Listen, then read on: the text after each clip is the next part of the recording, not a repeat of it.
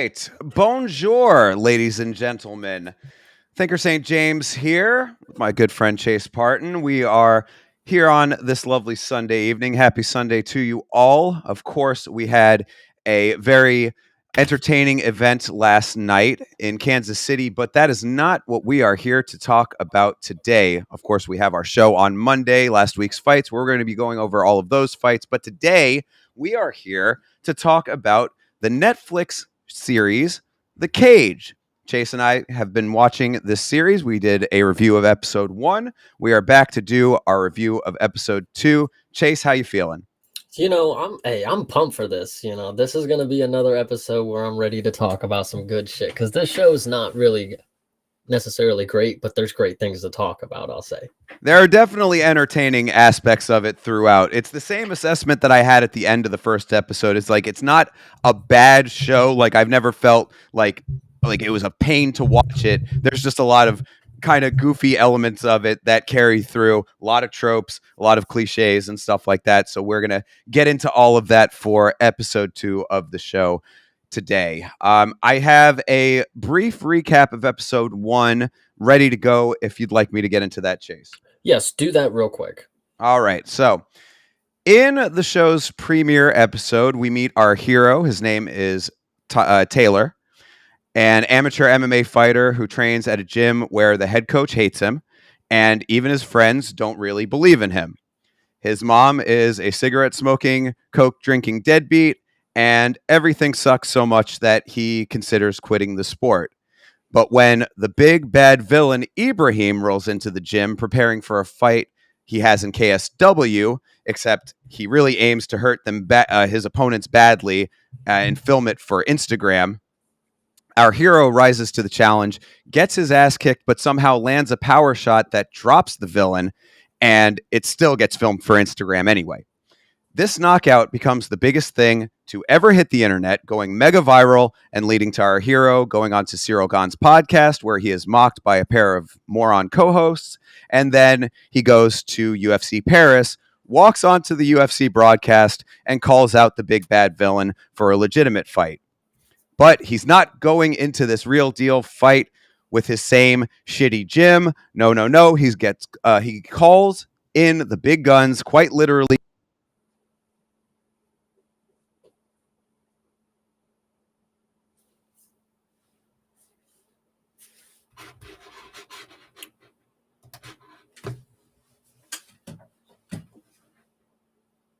Issues here? I think I just lost. I mean, I definitely lost you for a hot second, but you're back now. I was about to hit refresh, so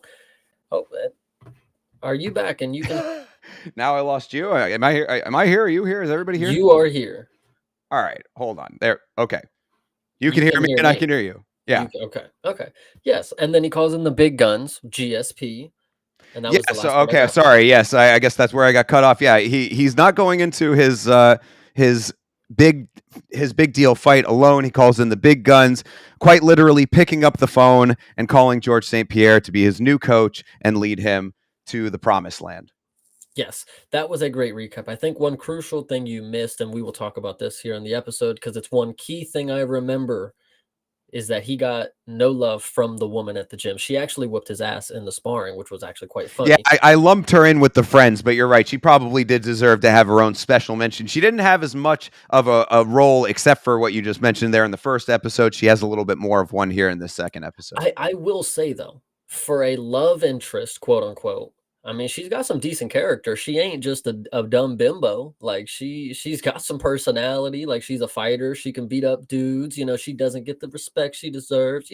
It's a different type of thing. I'll give some respect here to whoever was writing her character. Yeah, see, I'll give you that for the character itself. But my thing is that she is one of 2 women on this show, one being his mother and then her.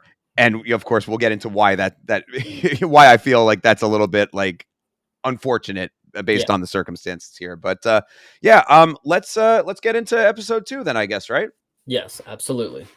All right. So episode 2 opens up and our hero is magically in Montreal standing face to face with the GSP Obama statue. Okay, so I can tell this is where the difference is gonna be made. Okay, let me make a point. This episode just starts at the title card. There's no intro. It just title, just the cage, okay? Yeah. Then it opens with him standing in the middle of traffic. Oh, what He do was he? he doesn't get out of any car, and then I said, "That's just maybe Canada," right? And then They just walks walk in the up street. yeah, he just walks in the middle of the street, Then he walks up to the GSP statue. GSP statue is oh, wait, no, sorry. I didn't have any more comments, but we'll get to this. But yes, that was the point that I wanted to make is that he was standing in the middle of the street when the shot opened, like they said, "Go." Like, it was like action, and it was ugh, bad. But But yeah, he's face to face with the iconic GSP Obama statue, which on the show looks as much like Obama as it does in the pictures that you've probably seen before, or if you've seen it in person, you will know that the resemblance is pretty uncanny. yeah. And yeah, he's there with the statue, and then of course we transition from the statue to the man himself, George St. Pierre. Our hero Tyler says, are we going to TriStar? Are we going to your gym, George St. Pierre? No, I've got something special for you, says George. We're going to listen to an ASAP Ferg song real quick, and then we're going to a cabin in the Canadian countryside, and it is the nicest cabin. This is the nicest setup of, like, you could tell that this is where all of GSP's money went to, is his little outdoor compound here and everything he's got going in the Canadian wilderness. Here is what I will say, and I said this first, and I think it stands true as you continue through this scene. GSP shows up, okay? I said, GSP's portraying Bruce Wayne. That was my immediate thought, and not Batman. No, he was just the rich billionaire, whatever you want to say. Hip hop music plays. The dub, and I said the dub in my notes, but obviously it's an English fucking rap song or whatever. They just kept the N word in it. I just want to bring it up. I mean, hey, fuck it. It's Netflix, whatever. Hell yeah. Then to note, they pull up to Yuri's dojo. I mean, that's specifically what I wrote because it might as well be. It was obviously a little nicer because Yuri's got like a cabin for him to sit in for days and just some sticks to play with. And, Right. obviously Bruce Wayne here is fucking got everything. And I was listening to the story and I was kind of believing it. Like, man, is that something like I just didn't know? Like, did he train here his entire career? Like, is he like the Yuri of Canada or, whatever you want to say? But then it was actually a cool setup that they the way that GSP set up what he was wanting to do. Like, I want to have you here and we're gonna live stream you training. Like, you're gonna be like, we're gonna show the world like this is how you develop. Like, I thought the story aspect, like, man, that's fucking good. Like, oh, that is a good one. I love it. So give props there. Yeah, well, and I mean, look, if you ever had a place that you wanted to live stream from, the outdoor octagon, it must never rain or snow in this part of Canada because that thing is open air, and this octagon has the nicest lakeside view of all time. I'd like to take my girl on a picnic inside of this octagon. I think the lake is a crucial point because as we go into the next scene, it's a montage and it's of him training with the coaches. I don't remember what exactly happened, but I put oof, that's not good. So something must have happened bad. It was probably a bad training moment. But then I said the coach is whooping his ass. Oh And yeah. then I put holy shit, the coach is killing him. Like they showed no mercy. Showed no mercy at all with that. Well, yeah, well, because the Incident. thing is that so it's his team is GSP as the head coach. He's got Faraz Zahabi as like the secondary coach. So I mean, right there, you've got like the greatest tag team as far as coaching goes, and then Abdel Mejadoub as like his actual like combat coach or like his partner for a lot of it. So I mean, and this you have to also keep in mind, this is all happening even before our big bad villain Ibrahim has even accepted the fight. So like Yeah. this is just like a wishful thinking training session that's all going on here. The power of this sparring footage that has that we talked about with him not getting that lucky shot in there has manifested the greatest team of all time for a maybe fight. Yes, no, there's a crucial point that GSP brings up. I'm pretty sure they say exactly that. Like, yo, I don't even have a fight yet. And GSP hits like the field of dreams moment. Like, if you build it, they will come. Like, Legit. yeah. Yeah. So it was really great. And then, in the montage was actually pretty solid. Like for a fight show, I was like watching it. I was like, okay, they still keep it, episode 2, obviously you have to look from the perspective of there was a pilot and then this, if in quote unquote, maybe that wasn't how it was filmed, but going into the second episode, the fighting stuff still holds up. I still liked the moments in the montage with the fighting. Also, GSP throws him into a lake. Talk about that lakeside. You get thrown into it by GSP, buddy. And then he says, now swim. Like, okay, all right, you just swim in the ice cold lake, just whatever. Yeah, he Um, was having him tread water in yeah, there, which it's good. That definitely is like a legitimate thing for muscle training and whatnot, but was definitely a funny way to have it happen because you're right. It starts off like going back just a little bit. They do that catch up Instagram reel where he's like, "Hey guys, I'm here with GSP. We're going to start doing this thing." The training starts, and like you said, he's getting absolutely worked over by Medjadub in the oh lakeside yeah, if they would have octagon. been streaming that, he would have looked like dog shit. I forgot. I didn't even think Oh about that. no, yeah, no, they made sure to cut the reel off, right before all that started, and then he just instantly goes into getting mopped. Yeah. But also the thing too, it's the same note because I agree with you. I think that a lot of the fight footage is actually like really well choreographed. And I give the lead actor, Taylor, whoever's playing him, like I give him a lot of credit because he definitely like had to do a good amount of like preparation to get the motions down. What? I think this is a good topic to bring up about our lead actor is because you're giving him a lot of props, but in my opinion, he doesn't kill either part of it. Like he's not killing the acting. Like when you look at his face, he's just got like that. No, not on the acting part. I'm talking specifically about the fighting part. That's what I mean. It's Yeah. like he don't be and, like he's fine in the fighting aspects, but like for somebody who's not necessarily great on the acting aspects, you should have been a beast on the fucking pads. Like at Well, least making it look great. Like I don't know how they did the picking process, but in my opinion, there might have been a better option for somebody who could portray, a better show, or they probably could have portrayed a better physical feature. But maybe if that was the only guy, I don't know. I don't know. I think that from the fighting portions of it, like I think he does okay. I think it's pretty all right there. At least I'll give him a little bit of leeway for the type of show that they're doing. But the note that stood in the first episode kind of stands here is that like he's getting mopped mostly because he's not putting up any offense whatsoever. Like it's amazing to me both times that like he's been in these training scenarios, like and also in the actual spar, like he just gets his ass kicked. Like he doesn't do anything to not get his ass kicked in these scenarios. So it's like, yeah, of course he's gonna get whipped up, whether or not he could stand with his coach or otherwise. It's a moot point because he's not doing anything. Yes, yes, this is the Michael Chandler of France, basically. Like he just goes in there, gets beat up for however many times. Like he'll get staggered, stunned. They hit him with the Fight Night 3 slow motion. You got to get the doctor come in, and then he'll come back and somehow win with like a combination. Like it's kind of wonky. But moving forward in the story, because this is crucial, Hmm. GSP. Then, and I said it this way: GSP is of course teaching him the Superman punch. Like, Yes. yes, he did teach him that. And then let me see. And I think that's the last thing I have on that scene. Well, Oh yeah, wait, no, no, because no, sorry, yeah. no, GSP. GSP at the end of the scene just he just gives him the most shitty pep talk ever. GSP is like, once again, what I wrote down is once again just showing how good he is, and you have no chance. Yes, he was showing him the phone, and he's like showing him more clips, and he's like, you're not better than him, but you could be more of a fighter, like Yeah. it was Yeah, all on no, that most stuff. definitely. Yeah, yeah. Get another. Even GSP, who flew him halfway across the globe, does not fully believe in him. Exactly. Yeah, you're But not a better fighter. You don't have the skill set, but I'm gonna train with you, buddy. You did that one cool moment online. I mean, hey, fuck it. yeah, yeah. So that's all within like that. That basically like takes us through to the end of the whip this guy into shape montage. Yet another trope that we encounter in this show.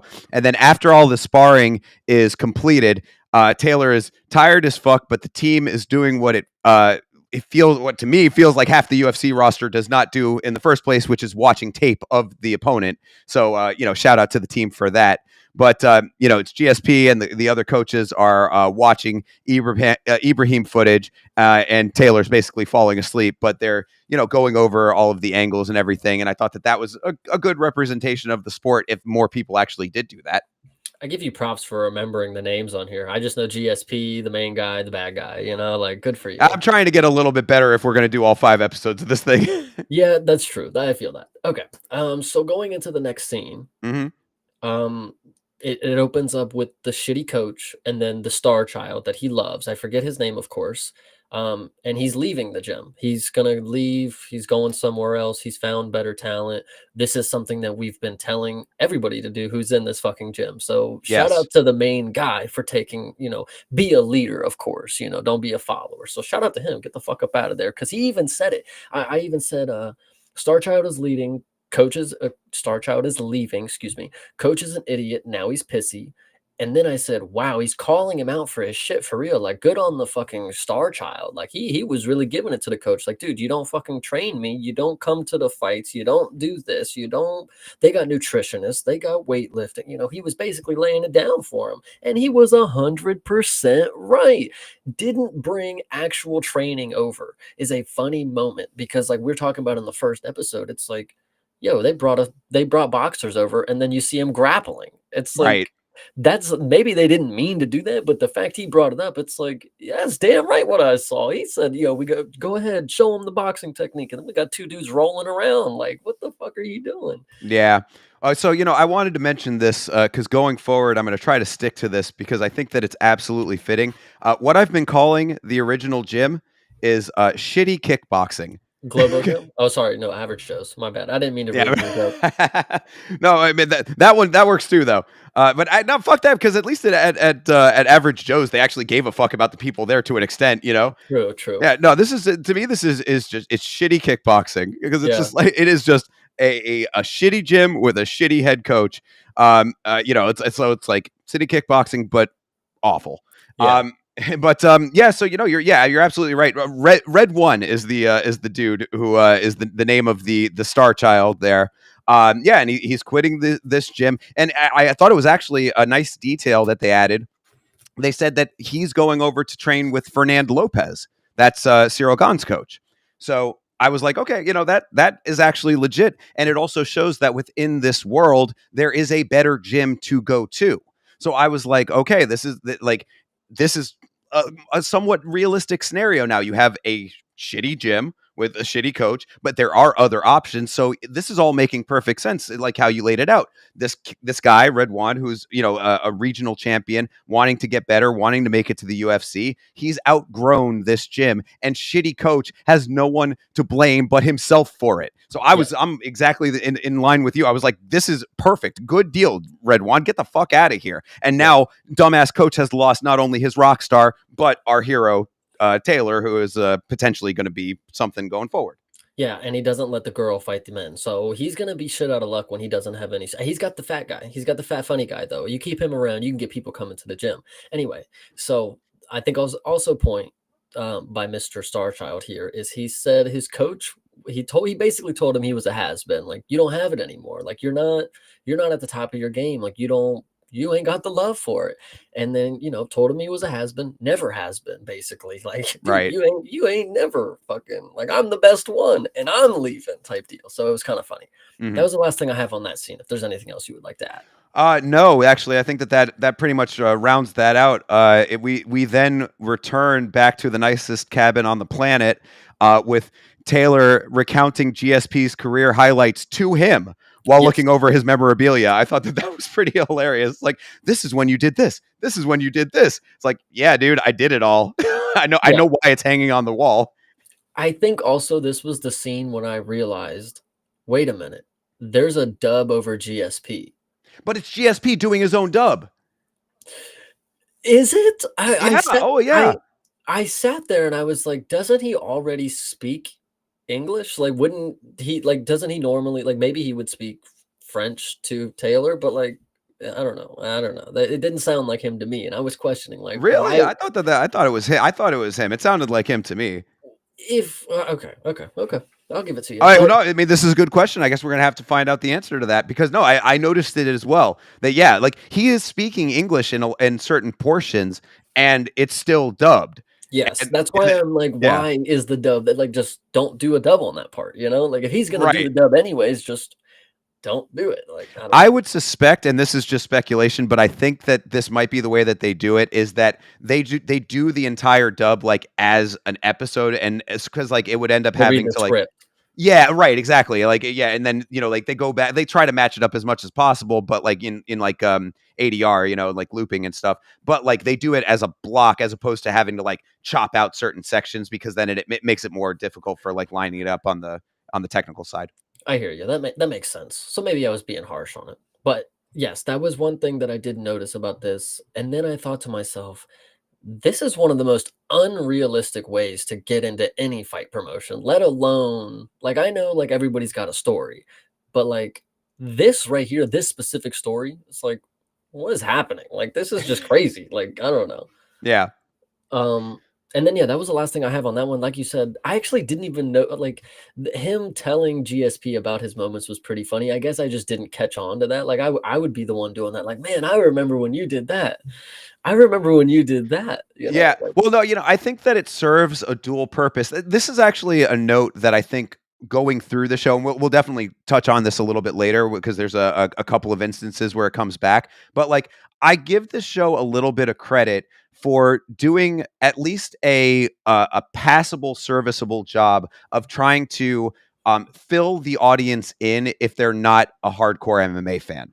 Because like Oh, if you look at it from a perspective of someone who doesn't know the sport very well, then it's like, yeah, who even is George St. Pierre? I mean, like, yeah, you might know him maybe by name, but like don't know his highlights or whatever. mhm. And like I think it's kind of rare that you're going to get a non-MMA fan watching this show, but I do respect the fact that they're like, well, if there are any people who don't know the sport, we do need to kind of clue them in a little bit. So I give them some credit for that. I mean, what's the word? Exposition? At least it's Mhm. not them just detailing what they're doing in the scene kind of deal. At least it's decent filler. Like, I mean, they're having a conversation and like I don't have many notes about that scene because like it's a scene that just goes by. But like you said, it's filling it's giving the mentor character his like credibility. Like, oh, he was like this is the guy that should be training him kind of deal. Kind of deal. Yeah. No, definitely. And I think that because of how they set GSP up as the mentor, we're going to talk about it in a little bit here. But like when the rug gets pulled out from under us, I know. it Yeah. hurts even that much more. But anyway, so we'll come back to that. So yeah, this actually leads us into the second training and preparing montage. And all of our hero's friends are like, fuck yeah. And the internet is calling Ibrahim a chicken shit who is too scared to take the fight because he has too much to lose. I was like, that's an interesting framework of this whole thing. Chicken shit is whatever, but from an MMA perspective, it kind of goes back to what you just said, where it's like, yeah, this is a little bit strange of a setup in general. The whole dynamic of this thing is weird, because like it is kind of wild to think that a guy who is not a champion, but like he's on the rise in like a secondary promotion and like a feeder organization, is going to just fight this amateur in his pro debut because he got caught in the gym one time. Yeah. Yeah, I it's crazy to me. The thing that I was saying, dude, I, I just the story is just so weird, and for it to be like a road to the, quote unquote road to the UFC kind of storyline, Yeah, it's like, I mean, I guess you got to have that miracle Cinderella story, but like the fact that he would just take it, like he's eventually, like obviously you got the dude pestering him, like, yo, you need to take this fight, like you need to take this fight kind of deal, and he's like, yeah, dude, you're a fucking pussy if you don't take this fight. The one dude in the suit in his fucking in his yeah, room, like his whatever. manager or agent or whatever that Yeah, character is. and actually, I think that's yeah, that's actually the next scene because yes, we get the training montage Mhm. before that, and we get the push him harder scene. This is where you didn't talk about this. I wanted to talk about this. Yeah. Um, dialogue is good, specifically. Physical acting, we talked about grappling is good. And then where did my notes are a little off here. There must have been something going on here, but there's a specific moment at the end of the montage. Oh, he's chopping wood. That's Yeah. that's Oh, one of yes. the Wood chopping was in this montage. That is yes. correct. And then at the end, stares off into distance. I said, probably gonna yell. And guess what he did? Not only did he yell, he did a double yell. He did one big hoorah, and then he did an "ah" after kinda deal. Yeah, so double yell was great, and there was also no sweat on him. I wanted to point that out. No sweat at all. Fair. Good point. I also wanted to mention too that in the midst of this training montage, they're going through a lot of the conversation online that's surrounding this brewing fight here. You know, they're talking a lot about Ibrahim and you know, him whether he's going to take the fight or not, and this and that. Who the fuck are all of these commentators on niche French MMA fighters? Yeah. There is like 4 or 5 like internet personalities, you know, people that they're like putting into like Instagram backdrops and stuff like that to show that they're like commentators, you know, online in like the commentary sphere. And I'm like, there must be a whole vibrant you know, underground like element of French MMA that is just, you know, a whole different world to us, because like there are a lot of people paying very, very close attention to this maybe fight. Yes, and so I'm glad you brought it up because that's where my notes got a little choppy. Is because this montage had a couple different things in it. It wasn't just him training, but it also had, like you said, like the internet people talking about the fucking underground training session that happened. Mm. And there is a moment where the coach is watching, and you see the dollar signs hit in his eyes. He's like, "Oh my god!" Like, oh, I didn't. How could I not know that the dude who just went on UFC's fucking roundtable to talk before their France card, how could I not know? How could I not know it was the dude in my gym? Like, I don't know. I would say a word, but he's pretty dumb. That's all I'm saying. Yeah, yeah. And then on the other side of the equation with that, the manager character that you were talking about, we'll get to him in just a second because he's coming up. But you know, it's funny that he changed his tune real quick because that was the same guy that said he was going to have the footage scrubbed from the internet. Yes, exactly. Yeah, he's got to figure out a different fucking way to make his money. He's like, oh well, shit. Now I got to get him to fucking fight him for real. Like, so we get into that next scene where you have the dude in the suit. Specifically, what I wrote is pressuring the bully into making a response video. Like, man, he was not was he wanting him to take the fight. Like, dude, you need to take this fight. This is an easy fight. Like, you need to take it, build your reputation back. No, you need to troll him online. You need to just go make a video of you snapping somebody else's arm and tag him in it. Like it was pretty funny that that was his. And I want to say it's like a social media PR kind of person. That's what because the scrub the internet thing, and then now he wants him to make a rival social, media video about it. Yeah, well, I think he's just managing like his whole public image, Okay, kind of, okay, you know. Yeah, true, fair. but yeah, no, you're right though. I mean, that's exactly what, you know. He's like, you got to go make a statement now because everyone on the planet is watching this training footage. This training Yes. footage is more ubiquitous than Charlie bit my finger back in the day. You know what I mean? This is like, imagine the most viral clip that you have ever seen in your life. This is it. This is what that is. Yeah, exactly. You would have thought the Wapnan Gangnam Style shit was on right now. Like, holy Exactly. god! But Yeah. no. So yes. Then after that scene, the villain shrugs him off. He doesn't make the. He's like, I'm not gonna do it. Like, fuck him. Like, I'm a punk. Whatever. Then next scene, we get an Ariel Hawani clip. We get a whole cameo from him. More than a cameo. I thought that was pretty impressive. You know, the way that they set that all up, because I liked that actually. I thought it was a really, you know, again, these are the elements of the show that I think are good, realistic portrayals of the MMA culture. Like, you know, not just MMA as far as the fighting goes, but the world that we all inhabit. You know, as far as fans and commentary and all this kind of stuff. I thought that was good. Yeah, you know, it was just funny the way that it was set up because, like you said, our villain is like, no, there's not going to be a fight. You know, screw this. And you know, Taylor, our hero, thinks that that's just where, you know, oh man, well, he's not going to take the fight. I guess it's all over. But no, GSP has a secret weapon, and that is an appearance on the MMA Hour with Ariel Helwani for the world's shortest interview. That was, Yes. I thought, pretty funny because it's like, that's why it's half and half, because on the one hand, it's a good, realistic representation. Like, yeah, you would go on something like Ariel if you have the access to it to do a stunt like GSP is doing, because it is the best way to accomplish the goal. But because it's still a TV show and they have a lot of ground that they need to cover, the interview is just like, so what's going on? You have that guy is going to fight? Oh, okay, well, I guess we'll see what happens. See you later. You're missing the crucial part of it. Yes, that is exactly how it goes down. But what happens in the interview is quite literally the funniest thing ever. So GSP gets on there just to shit talk the opponent Yeah. of his protege. It's not even like, we've been training hard and he's ready to take on her. He's like, dude, you're a fucking punk. You need to take this fight.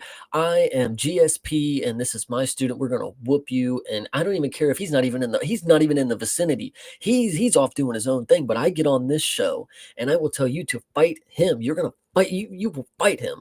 And then it is really funny because I GSP got it, he's got his boys back. That's what I noted. Ariel is agreeing with him. He's like, man, yeah, I mean, yeah, he's definitely doing that. He's definitely not wanting to fight him at all. Like, it's pretty funny. Um, and then he says the villain, he's turning down all the fights. And then he ends it off by saying, remember, guys, I think this is how it went. I just wrote down the line, but I didn't quote. Maybe it happens in the next scene at the beginning, but I'm pretty sure GSP ends the live stream by saying, remember, guys, there's not just idiots out there. There's MMA fans too. And Oh no, that's afterwards. That's okay, the okay, yeah. sorry, No, okay. because okay, let me tell you how the interview ends though, because I have this in the notes, which I thought was really funny. Ariel Hawani, after GSP does all of what you just said, where it's like, yeah, this guy needs to do this fight, or you are basically exactly like you said it. You are going to fight this guy whether you like it or not. Then Ariel ends the interview by saying, quote unquote, massive news in the world of French MMA, which I have in the notes as that is an oxymoron. But so to go into what you were leading with though is so Ibrahim, our villain, and his manager, and also his coach as well. It's the three of them, and they're all talking about who Ibrahim should actually fight, because if you recall as well, this is all a fill-in for a short notice dropout that Ibrahim already had a fight booked for in KSW. So Ibrahim is still deciding who he's going to fight regardless of the Taylor situation. He's trying to figure it out, and the coach is like, you think the coach saying to the manager, because the manager's like, Taylor is the best fight, you need to fight the viral knockout kid, and the manager's like, you think we trained 10 years to fight some punk for online clout? And the manager's like, no, it's not just idiots talking online, there are MMA fans too. And I'm like, bro, those are the same people, my guy. Yeah, my bad. I messed it up. Yes, the villain was sitting there and they were showing him a list of like the fights that he could potentially take, and he's just like, nah, I'm not taking that one either. And it's like funny as hell. And then yes, that line is iconic. Not just idiots out there, there's MMA fans too. And wow, yeah, I was thinking the same thing, like whatever. And That basically they I are one and the same, bro. yeah, Like, come yeah. on, dude. Have you ever been on Twitter? Yeah. Like, Yes, that was pretty especially when the people talk to anybody like towards like the French nation or whatever, like they can probably get a lot of the worst end of it kind of deal. So that was a weird take, but imagine if this had been taking place in India. yeah, I know, right? Yeah, like really funny. Um, and then yeah, I basically wrote, "Are you afraid?" Maybe somebody said that, The or manager, the oh manager says to Ibrahim, who's like, are you actually afraid of this? Like, is this like he's really calling his bluff? yeah, And the funny part with that though is that Ibrahim, he doesn't exactly say no. It's like, again, a little on the nose with how hard they're pushing this dude being afraid of this scrawny amateur that caught him in training one solitary time. I think it's funny. I wrote down classic villain who's easily manipulated and exploited from his anger issues. Absolutely. This guy reminds me, Ibrahim, our villain, reminds me a little bit of like Bebop and Rocksteady from the Ninja Turtles. You know what I mean? He's kind of just like a big hulking dude that's a little, not necessarily the brightest, but he's a ball of energy and Yeah, anger. yeah, yep. So that one's really funny. And let me see. Oh, just like that, fight is booked. Maybe this is the next scene that comes up because this is where it gets very, very funny. Fight is booked. GSP's done. He's done. Well, that's where the rug really gets pulled out from underneath us here. I thought that it was funny too before that though, when Ibrahim does finally call the manager's bluff, essentially, what you're saying, the fight is just instantly on now. But then our hero, he sends his homeboy back in France the world's shittiest fight poster to announce this Oh thing that has been made legit. The Taylor versus Ibrahim poster is fucking awful. It is really a bad, like, it looks like a 1999 graphics job where it's just yeah, the two of them standing face to face. I think it's really funny to note that this did not come up in the notes. Yeah, I agree with you. It was a shitty ass poster. It was so bad. But the fact it didn't end up in the notes is because I am used to seeing so many bad posters for fight nights and shit now. It's True. like there's no reason for me to have like pointed that out. Like, man, that's abnormal. Because like they put out shitty posters all the time. So that looked perfect. Like if they would have came up with Yeah. a movie poster for it, I would have been like, that's doing a little too much. But just photoshopping the dudes on a fucking colored background, get it out of there. Just send it off. Like, No, you're absolutely right. Again, realism. Like it's you not go. even that it's not realistic. It's just that it's, yeah, in real life it's shitty and in the show it's shitty too. So Yes. good job there. But yeah, no, this is like the note that I have about the GSP and the rug pull, as I've been calling it, is I say in the notes. So I guess the training was like a weekend getaway kind of thing. GSP and Faraz Zahabi aren't cornering him. Why is he leaving their training? Like what happened? Yes. GSP is leaving. His pep talk once again sucks. I said I said though, he pulls it together at the end. I'll give him that. Okay. But as I remember, and this is clearly not what happened, but if you want any other movie to reference where you have a guy on a phone and he's standing by a helicopter and he hangs up and he gets on the helicopter and flies away. Like that's basically what this was. He's like, all right, Yep. you got the fight, buddy. I gave you all the tools. I'll catch you on the flip side. Like, and he just hangs up and he just flies away in his magic car or whatever GSP does at the end of this part. I kind of forget, but you know, it's something like that. It's really crazy and really funny. Like, I don't know, man. Yeah. Oh, actually, sorry. The next scene is where I have the fat funny character surprises him with the fight promo video. Did I lose you again? I'm talking to myself a little bit. Hold on, hold on. Oh, Oh, yep. So, okay, okay, yeah. connection issues tonight. Sorry, guys. I thought I lost you for a second. So yes, GSP his and so actually where I wanted to get to next is so I do have the poster thing. Mhm. So this was the next scene after, I think. That funny character surprises him with fight promo photo. Oh no, Maybe that's the other thing. That's the signed GSP poster oh, that he got so sorry. for the fat funny guy. Jesus. Man, Sorry about that. the funny thing with that was that the friend is surprised that it was personalized. Oh, was Like he? Oh, nice. as if he was not just there training with GSP. Why would it not be personalized? You know what I mean? True, true, true. Yeah.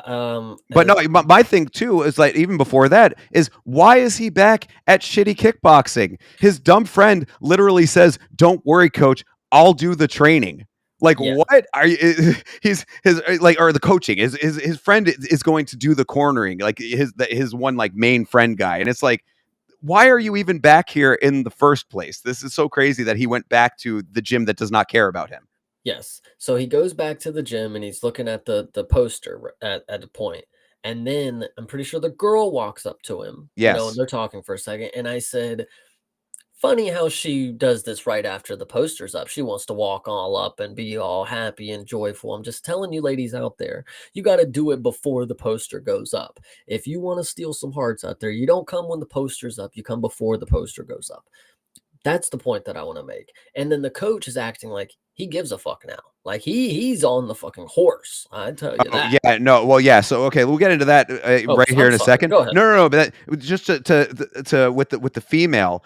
Speaking to that, the note that I had here, and this is we touched on it a little earlier in the stream. I said in the notes, I'll give this show credit if they're not setting up the literal only female aside from his mother in this, and you know the only female in this gym to not be his love interest. Guess how that turns out. You know, we'll Yeah. talk about that. But I mean, you know, so I was like, yeah, I would have given them a lot of credit if she was not a love interest. You know, spoiler alert, it's going to go that way.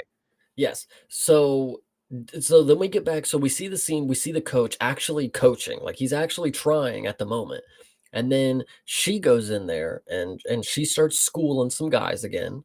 That's a quick moment that we see. And then the coach still is on the fence about our hero. He's still not on board after the scene of him saying, "Holy shit, this is a global superstar. I know what I need to do now." He comes back to the gym, still does not give a fuck about the main guy. Crazy stuff. Shit coach still not training him still is the note that I had for sure. Yeah, it is ridiculous. Like, I mean, this is, I think, also going back to I would say like the oversaturation of certain cliches, because it's like show creators, we get it. We get that the coach is on the has apprehensions. We have already established that in the first episode. You're really, really laying it on at this point, and then they go and address it a little bit later as well in a conversation, and like our hero like kind of point blank calls him out for it, and it sort of gets glossed over when, if you are going to set it up this strongly, it shouldn't be something that's glossed over as easily as it is. Yes, yes. So, and then is there anything else you want to add to that scene? Not to that, but then we're coming into the contract scene, and Oh, this did have something for. I don't know. Yeah, I yeah. did not have anything on this one. I Okay, didn't have so yeah, well, this is I wanted to point this out because I think that this is not only a realistic portrayal of how a lot of fighters get themselves into fucked up contracts, but a lot of people in general, just human beings, because they have the scene where it's our hero and his two friends, and they're reading over the KSW contract. And they say pretty well, flat out, like Taylor does, our hero says, there's a whole lot of legal stuff in here that I just don't understand. And his boy says, well, are you taking the fight or not? Either you're going to sign the contract and take the fight, or you're not going to do it. And I thought that was, like, again, a pretty realistic portrayal, not just in the fight world, but in general. A lot of people, you have a contract before you. Do you want to do the thing, or do you not want to do the thing? Sign the contract or not, rip results. You know what I mean? It's whatever's going to happen is going to happen. So I did appreciate them putting that in, because how many times in this sport have we heard about people getting locked into contracts that are predatory? And how many people in your own life, think about any time that you've rented an apartment. You know what I mean? Now you're stuck in some situation. Well, it's in your contract. Is it in your contract? Like, so I thought that was pretty good. Yeah, I actually didn't have any notes on that, but that's a really good point. I mean, yeah, that is a good thing to know because, I mean, not only legal fucking jargon, dude. Not only is reading a contract a hassle, but knowing somebody who does like understand that they can read over documents and they can give you the information that is in the in the gray between all that black and white kind of deal. Yeah, I think that is absolutely. important. Yeah, not many people do know that, especially when it comes to people that get careers or they get into professions where it kind of just like falls in your lap kind of deal. Like, not like the contract can show up or it couldn't. You can get a call on days' notice. I mean, and you got to sign the fight or you don't. I agree. That was a good point. Yeah. So then after that, we're going back to shitty mom, and who now has shitty boyfriend as well. So I'm sure you've got something to say about that. Okay. Back to shitty mom is the direct quote that I have on the paper. So back to shitty mom. So I'm glad you're on the same page. I said, "Oh, she smiles?" Question mark? Question mark? That was a moment. She did have a smile, and you can see why, because the moments before our boy Taylor walked in, they were clearly having some good money talks because stepdad, who's the same age, if not younger than our main guy, walks in. And then he starts telling him to throw the fight. And then he says, "Babe, we've been talking about it. You were agreeing. You thought it's a great idea." And then the mom, because she hates him, is what I wrote. She's like, "It is not a bad idea. I mean, you've lost, like, whatever." Yeah, no, I mean, it's so, whether stepdad or boyfriend or whoever this guy is, it's definitely the dude who's throwing stick around with Ma. Yeah. But so yeah, he wants him to throw the fight because the two of them are, the shittiest parents, or at least the shittiest mom and whoever this guy is, the shittiest parental figures on the planet. And what my note with that was, good Lord, did we really need to invent new characters to be shitty to this kid? Yeah, Like, she was already enough. for sure, yeah. So, but you're exactly on point with it. Yeah, the mom is like, yeah, you kind of suck, right? Stepdad thinks that you kind of suck, so we're on the same page. You just kind of suck, dude. So you want to take a dive, and then bro agrees to take the dive. I said, they basically said, just go ahead and die, son. I mean, no point. Like, just go out there and get finished. You've done it before. And then I said, he regretfully says, okay. You got to Right. know that he did not want to, clearly. I mean, it wasn't like he was like, "Ooh, money, dollar signs, round two. Okay, I take a dive." Like, he was like, "Do I want to pay rent for my family?" And this is, in the modern sports world, and maybe not even just modern sports world, because sports gambling goes back ways, ways. So this is a thing that is often propositioned by a lot of people, I'm sure. When you're somebody, especially at the pinnacle of the sport where a lot of money is thrown around willy-nilly on just random fighters kind of deal, I'm sure there are people who get plenty of DMs that are like, "I will give you such and such amount. Here's whatever you need to know to make sure it's real. You throw this fight, you go out here, do this, blah, blah, blah, blah." So it it was a good real moment, I thought, but Yeah, well, definitely, and even more so for the level that he's at here, because like when you get up into the higher levels, I mean, if you're an established fighter, like you're basically gambling your entire career, and I mean, jail time. I mean, that's a criminal offense at that mhm, point. Crosses into fraud territory and stuff like that. But I mean, when you're a regional guy or an amateur going pro, I mean, like who's going to be the ones that are overseeing this, in a real legitimate way. So yeah, no, you're absolutely correct. I'm sure that there's a lot more of those kinds of conversations happening at the level that he's at. yep. Definitely sucks when it's coming from your own fucking family, but Yeah, that was the craziest part. Like, maybe if it was the Friends character, I mean, obviously those wouldn't be the Friends kind of deal that you would say per se, but like, I don't know. This one is crazy that GSP. I thought GSP was gonna like adopt him in a sense, like, hey, you're coming with me. Like, we're gonna be a team now. right. That's what that was what I thought the implication was going out of the first episode into this one.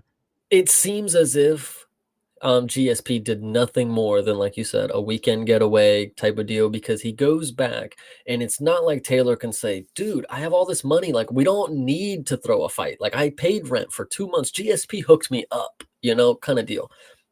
GSP clearly didn't even hook bro up with a new outfit. Like, we've seen movies where, like, the rich guy will and he'll get him all fitted and, whatever you want to say. But like, GSP didn't even do any of that. He's still using the same gear that he had in the first episode. Like, I don't know. Yeah. It's crazy.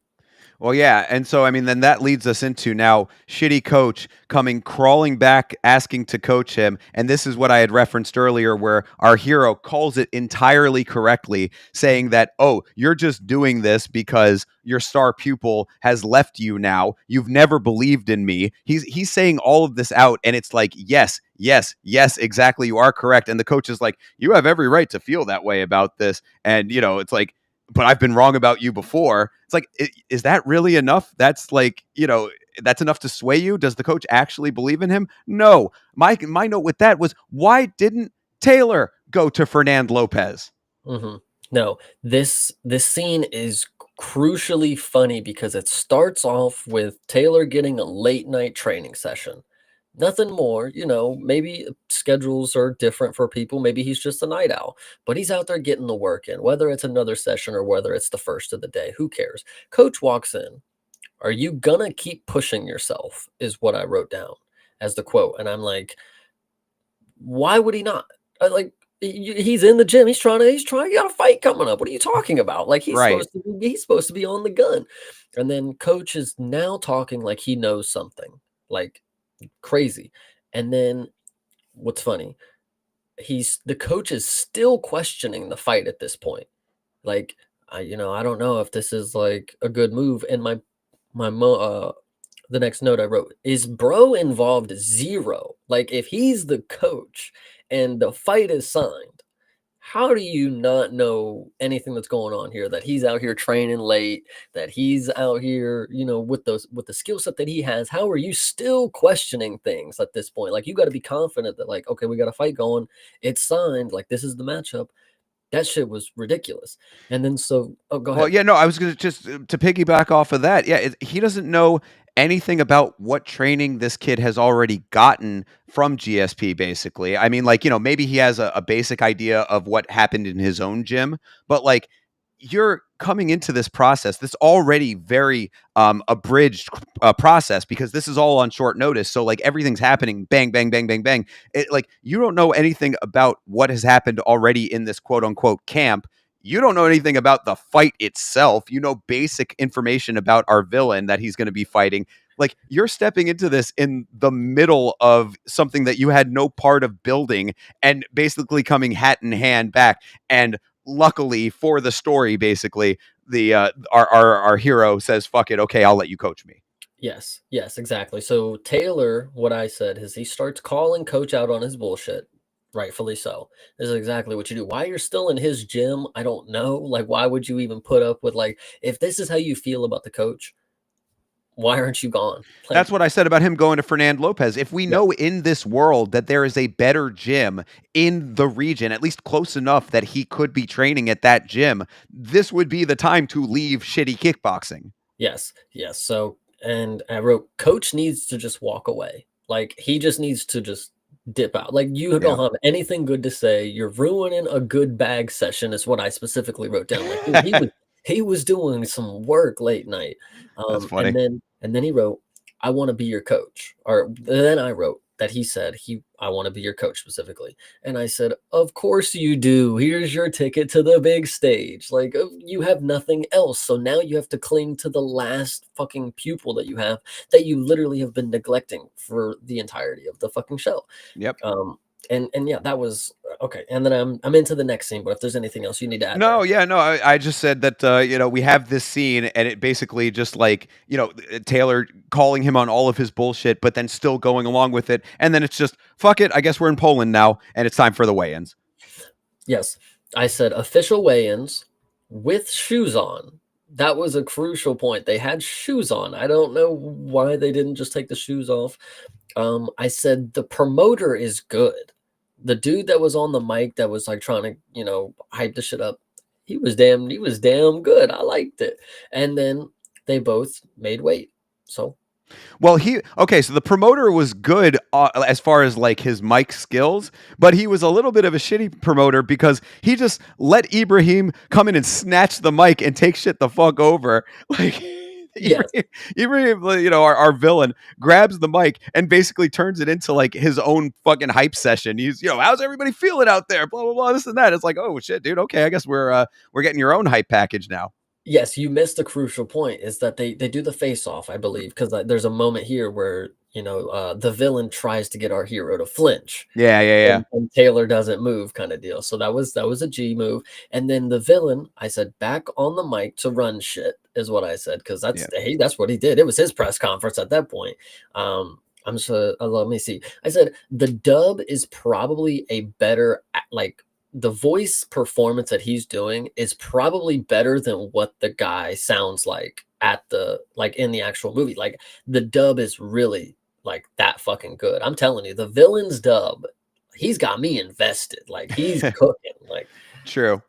yeah. Yeah, yeah, no, all of that I thought was fine. It was just interesting because like I mean, you imagine how like Mike Bisbing is with the microphone, and like no one ever takes that mic away from him. You know what I mean? Like, so it was just funny to see like the promoter basically just gets the mic snatched away from him easily, and it's just now it's the fucking Ibrahim show. Yeah, yeah, it was pretty funny. And then so after this, you skip to fight night. This is the fight night afterwards. Yeah, and so they show an establishing shot of the arena where this KSW event is taking place, allegedly.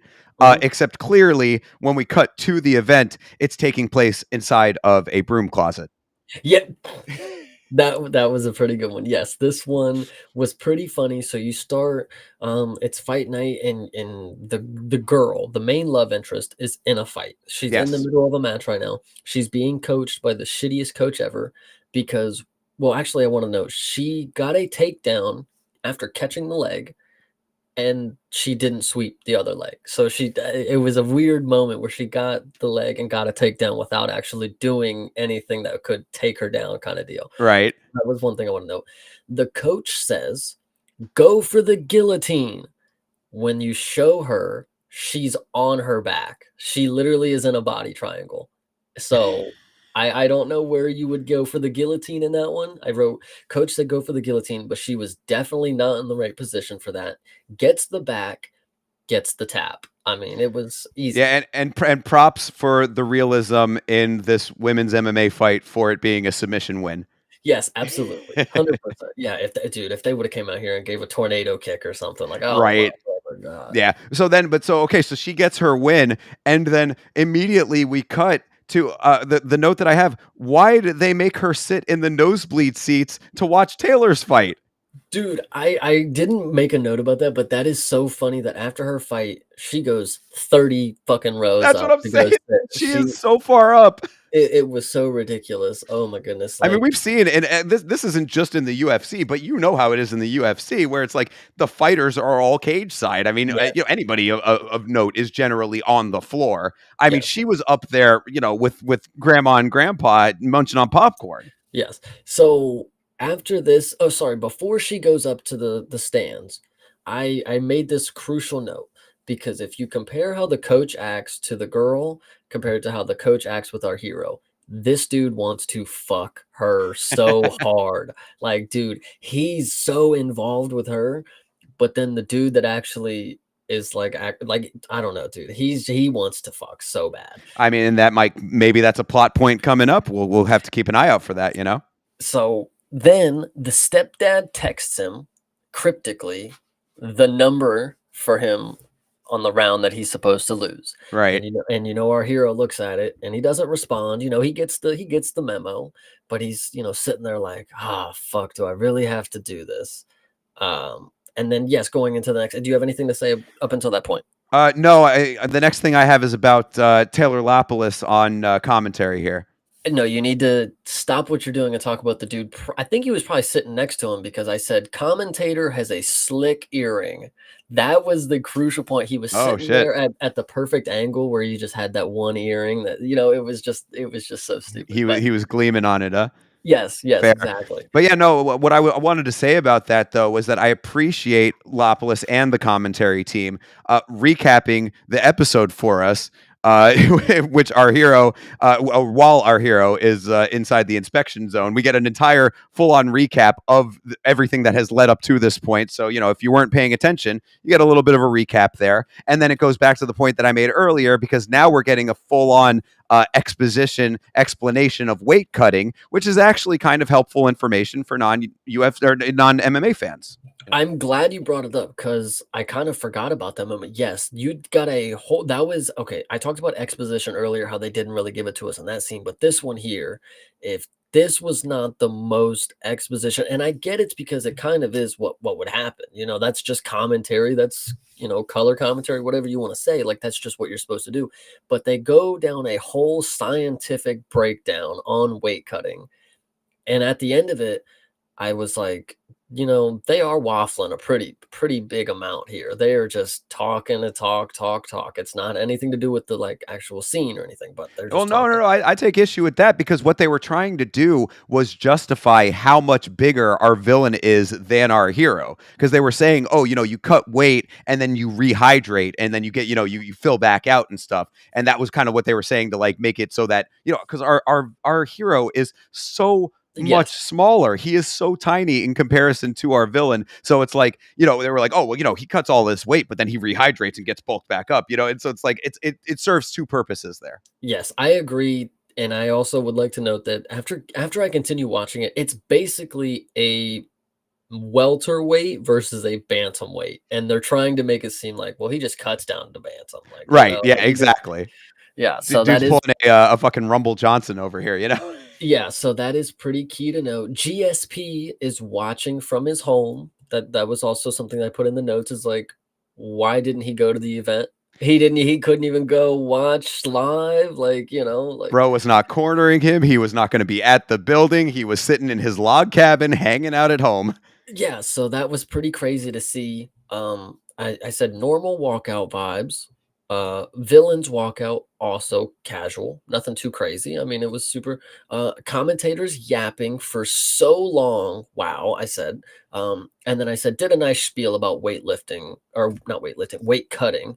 Um, and then I'm ready to go into the fight. I actually think the whole walkout ceremony they were doing, the whole cut man, and doing that whole thing, that was basically what you see every fucking Saturday. So I Yeah, like that. yeah. I thought that was fine. The one thing that I had for that during our villain's walkout was that he did a backflip before the fight started. Uh, and I was like, Chris Barnett didn't just lose a fight because he jumped too high before it started. Yeah. right? Like, I mean, you might want to, and we saw that even just this past weekend, a fighter who jumped up and slammed his feet down in the main event. Actually, I was a little concerned about Mr. Protest coming into that one. Yeah, he did the high knee. He basically almost did exactly what Chris Barnett did when he was coming in there, and I was like, oh, don't do that, don't do that. Yeah. We've seen people turn ankles that way, but luckily, Protest and our villain did not injure themselves coming into the fight. Yes. So going into the fight between our hero and our villain, as always, gets overwhelmed instantly. Just has no chance, Oh, gets before that though, why oh, did this kid think that there have any thought in his mind that there was going to be a glove touch?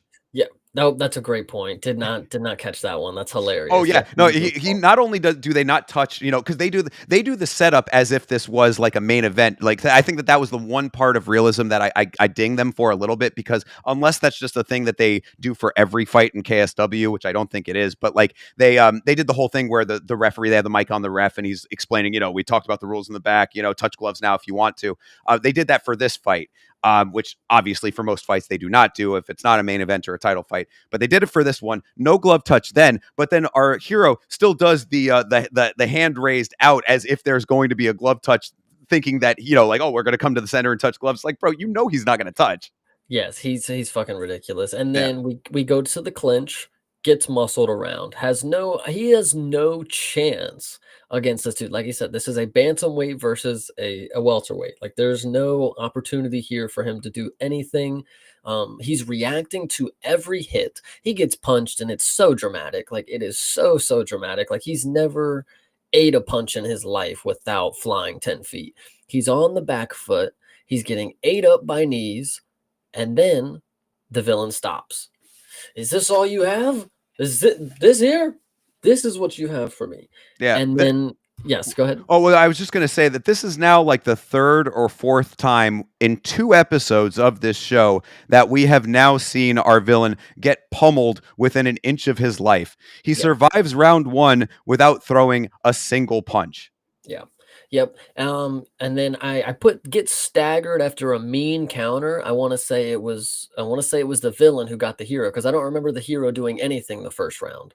No, I swear he did not, like, literally did not throw a punch in that first round. Yes, and that was what I would say is I take away from this aspect of the portrayal is they're making it look too casual for a person to not throw any strikes. Like this dude just doesn't offer anything. He just walks in there and gets beat up, put on the back foot, kneed, elbowed, clinched, thrown around. It's like he has nothing that he's offering. This is not a good portrayal of like an up and coming prospect. Like there's got to be some light at the end of the tunnel. No, I agree. I mean, this is like a general note about the whole fight itself, because we'll explain like where this ends up going to. But like they're trying to get this fight to have a very specific outcome, and it's a little bit too we say on the nose about a lot on this show, but this one kind of does affect things a little bit, because like whether even as a non-fight fan, I would think that it's like you had to really have a very specific set of circumstances to lead up to where this is going, and they're very on the nose about how they get there. Mhm. Yeah, this show, it has its moments where the realism is really on the nose per se, and that's not a bad thing. It is very accurate to an extent, but then there's also times where it's like they could have just not tried to do movie schlock kind of deal. Right, So right. yeah. So okay, gets staggered after a mean counter, and then the round ends. We're going into round two. Coach is acting like he knows something again. Definitely doesn't. I can tell you for a fact I've seen him for 2 episodes now, but he wants to act like it, so I give him some points on the confidence. Then our hero is acting pissy. Of course, I mean, he just got a brutal beatdown after round 1, but he's sitting there pouting like, "All right, coach, like shut up. Like I know what I'm doing. I know what I'm doing." And it's like, "You took him as the coach. You didn't have to do this. You were literally just this episode. You came around to the idea and you got tired of listening to him ask, and you said, 'Fine, you can be my coach.' That is your fault. So don't act like a fucking little pouty bitch now. Get back into round 2. Do you have anything to say about the moment in the break?" No. Well, I mean, I just that he, it gets to the point where I think this is what you're leading into, is when like he finally like he has that like moment of clarity, right? Is Mhm. that's where we're at it basically? No, Um, no, no, no, no, that's oh, not yet. that's not yet. Okay, then no, then I'm good up until Okay, that point. okay, so we get into round 2. There is an immediate front kick to his face. I don't know if you caught that. He Oh kicks him yeah, right in the face, front kick. And he's getting 8 up on the feet. I said, first round was probably a 10-8. I mean, didn't throw a single punch, got beat down, got dropped or whatever. I said, dropped already in round 2, and he didn't stay down for his payday. I don't know if you want to make a big note about that, but he did not stay well, down to get the money. that I think is the moment of clarity part basically. So yeah, he's going through at this point because this is the like he takes a little bit of damage going into the second round, and this would be the moment now where it's like, okay, this is your time to actually take the dive if you're going to do it. He's having all of these memories flood back into him, whether he's going to do it, he's not going to do it, and then it leads into one of the funniest parts of this episode to me. Okay, so yes, dropped in round 2, didn't stay down for his payday. Moment where time stops. You know, we talked about Yeah, the tropes, right? right. This is one of those tropes that happens in every movie where you're a hero, probably dating back to fucking Peter Pan or something. I don't know. But moment where time stops and you get a cut to the villain and he's just flipping him off. That was great. Oh my god. Forgot about that. That was really funny. That wasn't the funniest thing you Oh, were talking no, about? no, Oh no, my the god. funniest thing is when he finally comes back from the moment of realization and does the it was the most obvious CGI Superman punch of all time. And I mean, look, I understand this is not the highest budget of all time for a show like this. I give these guys a lot of credit for working with what, within their means, with what they could do. But when he goes for that Superman punch, bro, it looked like After Effects for like a school project. Yeah, and that's another point that I was making, back to the physical aspect of this performance is like you couldn't get somebody that could do a Superman punch on camera, really. Okay. I mean, out of all the clientele, you wanted to make this show about learning from GSP. That should have been in the audition footage. It's like just throw a Superman punch. Like just if you can do it on camera, make it look good, you're in kind of deal. But I digress. So yes, he rocks him with the Superman punch. Then they start trading in the pocket. Then the villain I put is so cold on the feet. Like he is good. The physical actor for the villain, he's kind of fucking great. Like if he's not an actual fighter, a shout out to him for being one of the coldest MMA actors out there. Michael Jai White can't do nothing to our villain here. But I said, quote unquote, Mark Smith would have definitely stopped this fight by now. Thought that too. Yeah, that they were lucky that they had a very understanding referee on this one. Yes. But yeah, our hero lands a couple of decent shots, but our villain comes back with some combos and a couple of hammer fists to the back of the head. Accurate portrayal of officiating on that one too. Um, so yeah, there was uh, some shenanigans going on at this point there, but yeah, it was a good back and forth. And like you said, I do think that the villain was his portrayal was pretty decent there. So what you need to know is that coming out of the first round, brutal beatdown doesn't throw any strikes. 10-8 immediately. Going into round 2, gets dropped, has a literal 20-second flurry, okay? Then gets dropped. And he's already dropped in round 2. So at 10-9, 10-8, whatever you want to say. So you go into the corner and you have the dumbest coach available who is saying he's acting like the hero's up because he did more damage. He's like, you've done your part here. You've got him on the ropes. Like you've done the damage aspect of this. Like, and I'm sitting here and I said 2 10-8 rounds, literally not even close to doing anything damage related. You're getting beat down. So go ahead. Well, I mean, I wouldn't say that the second round was a 10-8 because he landed the Superman, he landed a couple of decent shots. They tried to make it so that it was close enough that it would be like it could go either way round. Because again, we're leading up to a very specific outcome here. Mhm. But I also said some of the worst cornering and advice from the all-time shittiest coach. He says he's gonna have to KO you now. Are Yes. you kidding me, bro? Like this was like if you thought it was debatable at absolute best, it would definitely be debatable if not him losing this fight even with the damage that our hero had just inflicted.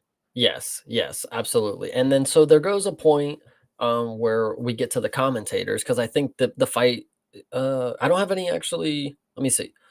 Let me see. I don't think yeah, I think I don't have any other notes for did what happened to the third round here? Did I miss Well, something? yeah, oh, well, because yeah, well, what we're leading into here now is when our villain, I had just said, like, I mentioned that he had landed a couple of shots to the back of Yeah. the head and that those went completely unnoticed in the second round. But in the third round, now our referee cares about illegal shots because he ends up landing like an elbow to like a 12-6 elbow to the back of the head. And what they had said on commentary was that the 12-6 was that I guess they hadn't adopted the unified rules or the updated unified rules yet at this time, or maybe in France they still haven't. I don't know why they were saying, because they were saying that not only was the shot to the back of the head illegal, but also the 12-6 was illegal. So it was like a Mhm. double illegal move that he did, and obviously they were going to catch that. But it was just funny to me that the referee all of a sudden cares about illegal shots when our villain had clearly landed a couple of illegal shots earlier in round two.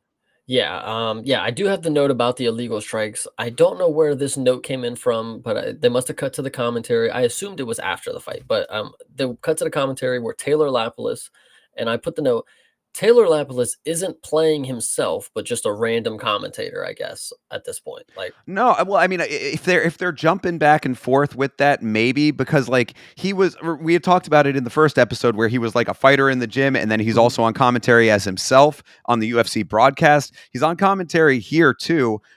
They didn't really full on specify it. I would assume that he's playing himself in this part of it, but either which way, he's in there and he's doing a an explanation of round scoring for for people who are non MMA fans, which they kind of slipped in nicely on the commentary so that you understand what's about to happen. yes. And I think this is a typo here. Maybe you might understand. I said Kiro is completely, maybe I said outmatched, maybe is what I meant to say. I said unmatched, but I think I said he just lost completely, is I think what I was pointing at.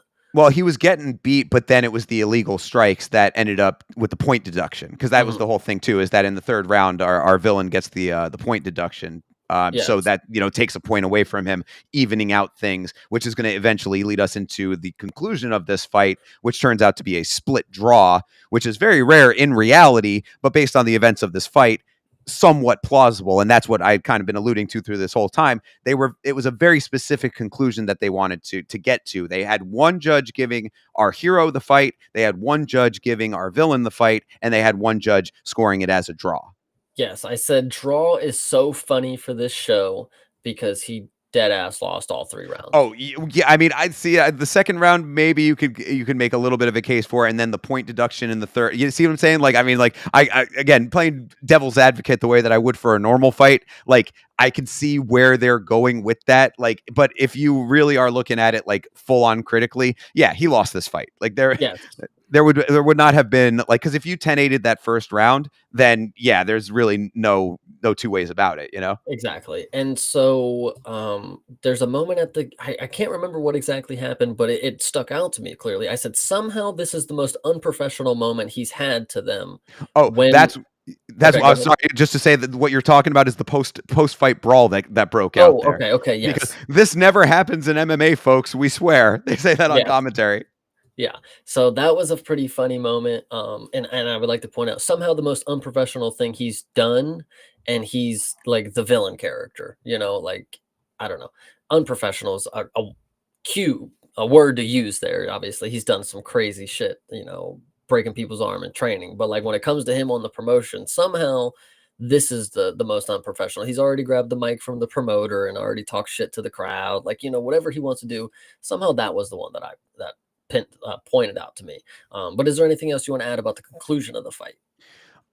No, yeah, I mean that's pretty much it. Is that we end up with this split draw? Obviously, they're setting up for the rematch. I would assume we don't know that at this point, but Yes. like that's the implication here. And again, I mean, based on if you go back through all of what we outlined here, it was like, as a critical viewer of this show, it was a little bit on the nose to, when it comes to like how they got to that end conclusion there, because like the way that they set everything up, point deductions, all of these things that we outlined, like getting to it made sense in the big picture, but like it's almost like when you're seeing like two cars like driving towards each other and they're going to collide. Like, that's kind of how I felt. It's like, okay, we're going to get to a conclusion that is not going to be one person winning this. Yeah, okay, we got to the split draw. Yeah. So wonky end to the fight. Scene ends, and then you go back to his room. or the locker room, whatever the hell it was. It might even have been the hotel. It was a Um, hotel, yeah. yes, and then you have the girl who finally wants to be with the star pupil. I'm sure there's a storyline coming up where she was with the star child and they'll have to fight him eventually. But like, yo, she's clearly got a thing for the best fighter in the gym. She wants to be with him now. They start making out and it's back to his room they go, you know? So shout out to him for finally getting that done. Yeah, well, as I had said earlier, there are literally two women on this show. Two. One Mm. is his mother, one is this chick. I thought that it was again kind of cliche and a little bit lazy for this girl to end up being the love interest. So hopefully they're going to throw some curveballs in there to make it a little bit more interesting than he just gets the girl now because he's the dude that did okay in this fight. But I was just like, dumb. Yes, and so speaking of the only other woman in the show, we get a missed call, I believe. He doesn't pick up the phone to his mom. She's trying to call or something, and then you get a scene where you see her sitting. She might be in a closet or something, hiding or something of that sort, maybe whatever. But she does have the gruesome black eye that the stepdad had left her because her son did not get knocked out in the fight. Indeed. Yes, Yep. yep, that is exactly correct. Now we end the show on a downer note as shitty mom took a beating from shitty dude for Taylor not taking the dive. Domestic abuse puts a definite damper on all of the fun. But yeah, no, what happened there was that our hero, called her to say, "Hey, look, mom, I know that I didn't take the dive, but there's going to be more money because now that I got this split draw, I'm going to get more fights." And I was like, I mean, are you sure about that? Like, Right. but that was what he, at least in his mind, he did well enough to get more fights, he thought. But again, all of our fun is spoiled by his mother having a black eye at the hands of this shitty dude that she's with. And if Taylor was real, he'd pick up the phone right now and say, "GSP, dude, I need your fucking help. Dude, we got to get my mom out of here. Like, please help me somehow. You're fucking loaded, dude. You're my best friend now. Like, whatever you want to say. Bruce Wayne, like, help me." Yeah, for real. I saw that cabin that you have, bro. I know you got some cash that you can help Right. with. Exactly. Like, you're gonna show me all the shiny shit that you got while I'm living in rags, and you're gonna send me back to him. Like, But I mean, like it's obviously I didn't want his mom to take any domestic abuse, but that element of it aside, is she even deserving of help considering how awful of a mother she has been throughout all of this show? I don't know. I guess that's up to you to decide. It's yeah. like does family ties trump that? I guess that's for your own personal barometer to determine. But yeah, that ends up how we leave off on the end of episode 2. Yeah, I think that is the absolute end of the episode. So yeah, overall impressions of this episode, Chase. I'm telling you. So I was watching this, taking notes while I was, putting a desk together. And this one was hard for me. One, I did have to pause it a lot because I was like, wow, I gotta take these fucking notes. I can't let this go by. Can't let Yeah, it slide. But then also I'm sitting here thinking like, wow, pausing it just makes it so much longer because golly, this show is hard, man. This show is hard to be like it's it's not terrible when it comes to the aspects and the elements that they have, but when it comes to putting together an engaging story, I just don't think they hit the nail on it. Like I can see why not many people watched this. Like it's not a binge worthy show. It's something that you gotta watch if you're trying to review it, and you gotta get shit done. So yeah, yeah. I mean, it goes back to the same point that I've made. It's like it's not the worst show that I have ever seen. It's just very paint by numbers. It's a lot of cliches. I think I made the point in the first episode review that it was like, if somebody who was a fight fan went to film school and then just said, okay, now I'm going to write a script and it's going to be all about MMA. This is the script that would be, when maybe you needed a little bit more of the film school side of things as opposed to just having the fight fan side of things lead the way. yeah, I hear that. This show's not listen, I know I joke. It's not terrible. Like there's been a lot of worse things that, put on performances that you just obviously can't sit through. The fighting and the main aspect, like this is an MMA, a mixed martial arts show. Like the fighting aspect about it, if you love that stuff about it, you can still get something out of this. There's quality in the show. The performances that are being put on, the cameos from people that you'll be like, oh, that's that guy. They're all there for you. So that in that aspect, like the show does very well. So there's a Yeah, yeah, and you know we're only 2 episodes in. There are 5 episodes in this first season. We don't know if they've been renewed for a second one. I don't think that information has come out yet. might just Um, be a one-off thing. it could end up being just a single self-contained thing for sure. So we're gonna go through all 5 of them. We got 3 more to go, and yeah, I guess that'll wrap up this Nope, first no, it or the doesn't. second. No, Oh, sorry. nope. Oh, Oh, so no, it's gonna wrap up late the breaking. episode. No, it's gonna wrap up the episode, yes. But since we are talking about the show and there is a promotion in the show called KSW, they Yes. did have a card over the weekend, and I feel Ah, like it is crucial that we talk about the most anticipated amateur debut for Mr. Eddie Hall. was it an Now, amateur fight? oh, I don't know if it was amateur, sorry, but either way, you know what I mean. I previously Eddie Hall was in a mixed martial arts bouts against 2 flyweight men or something like that, and he did win against them, and that was a goofy little roundabout promotion type of deal. But Well, this one was actually against one man his size in mixed martial arts. So that network, so to set yes. this up and everything. Well, and I mean, you know, tune in for episode 3 of the Cage review. We'll come Oh back to yeah, all of sorry, that. sorry. But you know, so when it comes to Eddie Hall, yeah. So you know, Eddie Hall is known as like a strong man outside of the combat world, but he's been involved in a lot of these like freak fights. Basically, like if you ever saw the viral clip that was going around of the huge dude who was picking up like 2 people, he was like you said, he was fighting 2 people at once, and he's picking them up and tossing them with one arm, and just like you know, like manhandling these guys, ragdolling these smaller guys. That's Eddie Hall, and now he has finally had a fight against someone his own size, except it was a complete can of a human being at his own size.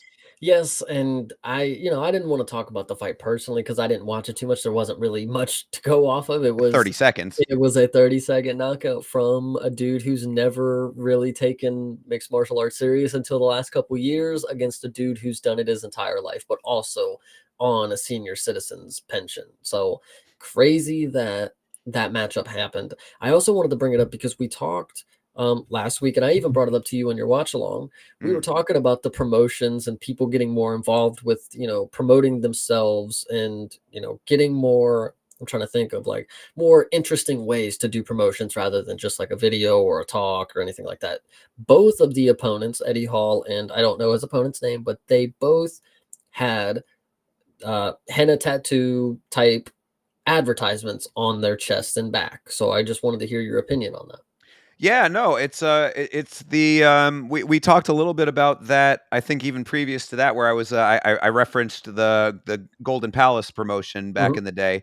Um, yeah, I mean, when it comes to these outside organizations that'll allow you to do it, I think that it's perfectly fine. Why not? If they're going to pay you, you know, a little bit extra to have some temporary tattoo that's going to end up washing off, yeah, get the money.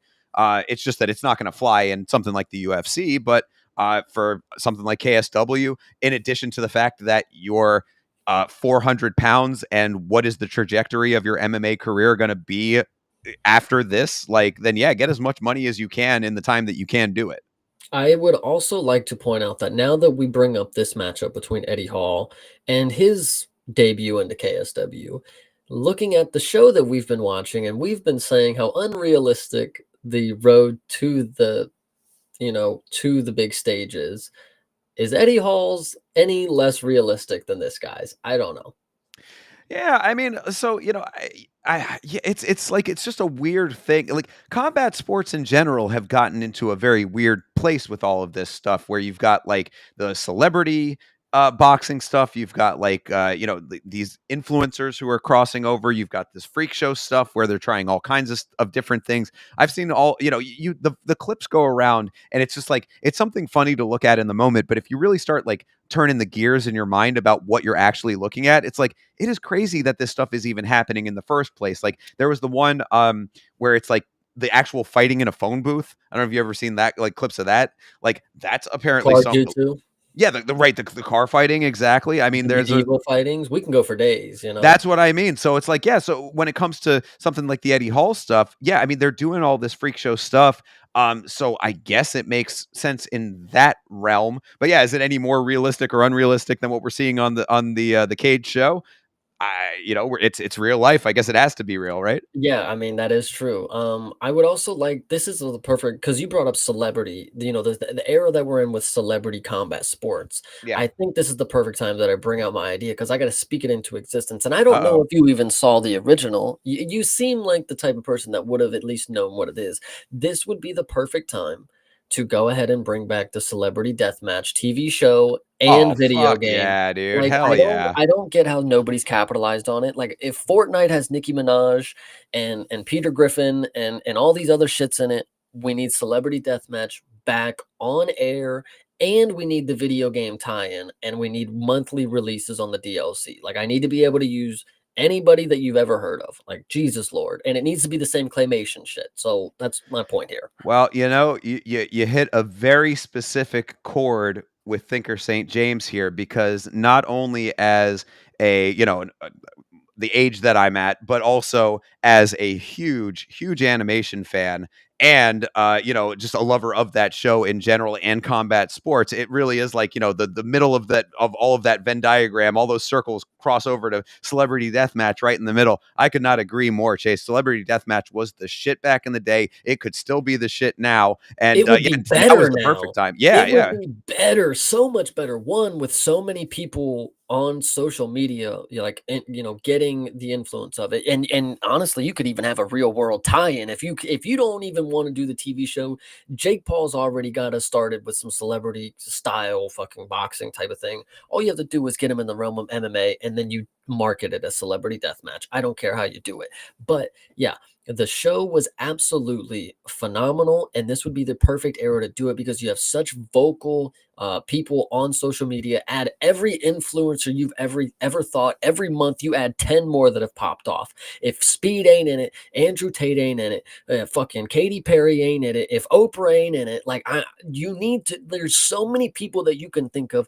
If licensing and rights are an issue, first off, go talk to the people at Fortnite, figure out how the fuck they keep doing it, and then you go do it your damn self. You can't tell me that there's not people that we know that you can't pay to be in your video game where you beat the living hell out of each other. Like, you can't tell me that it's not like Jelly Roll will be in the game. We will talk about him tomorrow, but Oh, yes, we he will. could be in the fucking game. Like, that's all I'm saying. Oh yeah, no, absolutely. And I mean, it makes perfect sense as well because of where we've gotten to like socially. There are we have gotten to a point as a society where like capitalizing on outrage and anger is like its own social currency.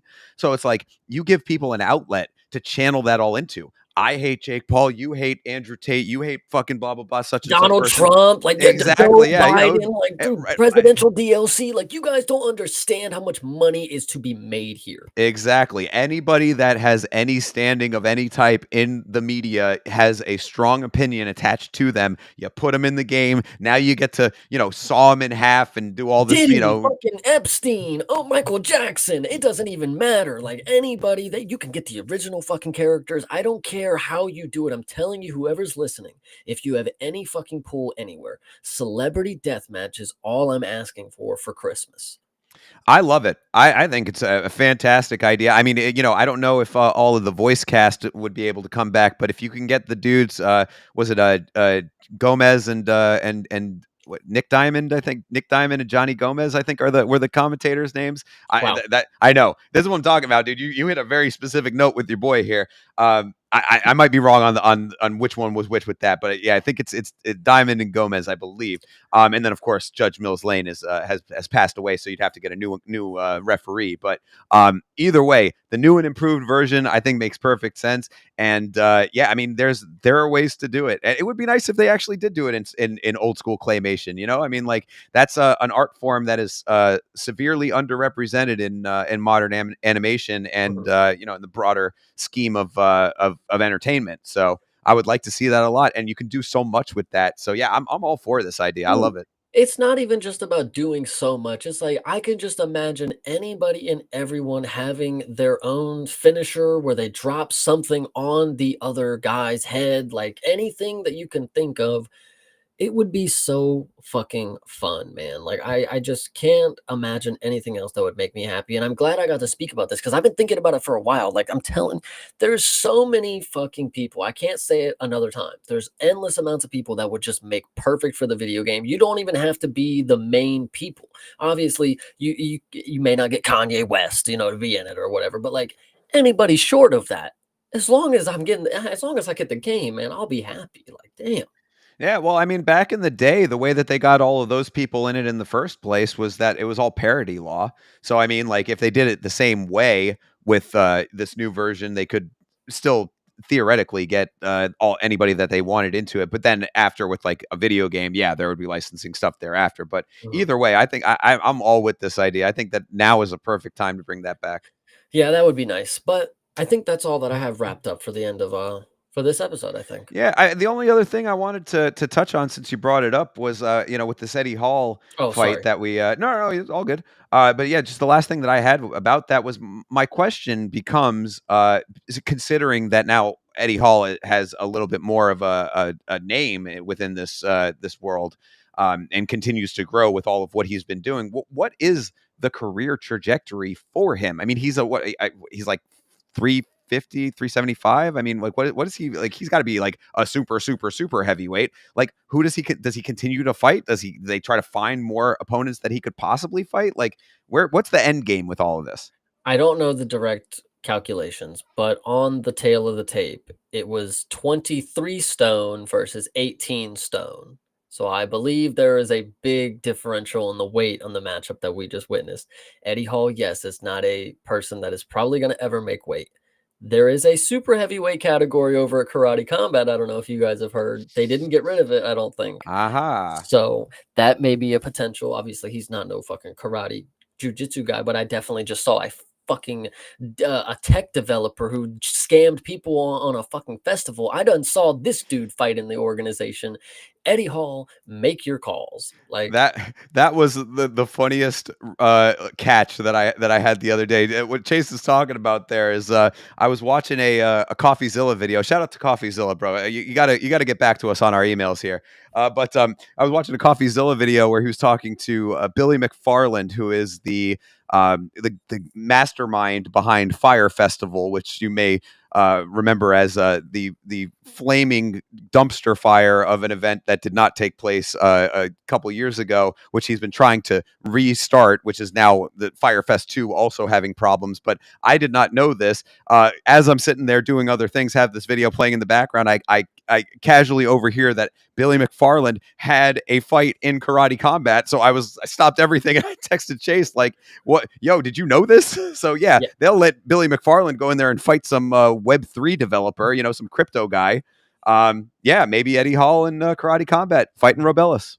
I think it is also key to know that we have been asking, and I know we reached out a while ago to Mr. CoffeeZilla to see if he could reach into the space of Karate Combat and explain their crypto a little better to us. I think, and if I'm hoping right, when he heard that this dude was on Karate Combat, the same thing that happened in my mind happened. I said, 100% of the people who work at Karate Combat they're in on the know-it-all with this fucking dude because they wouldn't just let anybody come on to Karate Combat. Like, you must know people in the know-it-all. And for him to hear Karate Combat and know that this dude's a fucking sham and that hopefully he knows now that there's a crypto. Maybe he heard it and was like, what the fuck is Karate Combat? And actually looked into it a little bit. Hopefully we got our video coming. Hopefully there's just that much research being done and that by the time comes you're like boom, bombshell, 50 hours of Karate Combat exposed, like hopefully. Well, with our mighty audience of, maybe 20 consistent viewers and about, maybe 700 subs between the two of us, Mr. CoffeeZilla, you are welcome on this show at any time. If you want to talk through Karate Combat, the invitation remains open. We will sit by and wait for the video, but come on and talk to your boys. We'd love to have you. Hell yeah, that would be dope. Not gonna lie. Yeah, yeah. So, any which way, yeah, that was the only other thing that I wanted to talk about was with the Eddie Hall thing. But yeah, I guess that is about it for me too. Yeah, and so everybody who was sticking around for this one, I know we didn't get to go over what you wanted to go over today, but if you didn't hear and you didn't know, on Mondays at 10 o'clock, 10 p.m. Eastern Standard Time, we are going over the Ian Gary and Carlos Freitas Kansas City, Missouri card, and we're going to go through it in full detail. We've given ourselves a little extra time, watch the video, watch the footage, get some good calculated assessments of what we witnessed. And we're going to be back tomorrow and we're going to lay down the law for you. So if you were here waiting for that, I apologize, but tomorrow is the day for the fight reviews. Remember that. Absolutely. Yes, indeed. We have a podcast called Last Week's Fights. Like Jay said, 10 o'clock p.m. Eastern Standard Time. We will be back to go over each and every fight from Kansas City. So we will do that tomorrow night. We hope that you come back and hang out with us then. Thank you for checking out our review of The Cage, and we'll catch back up with you at that time. Until then, everybody, have a great rest of your night and fight on.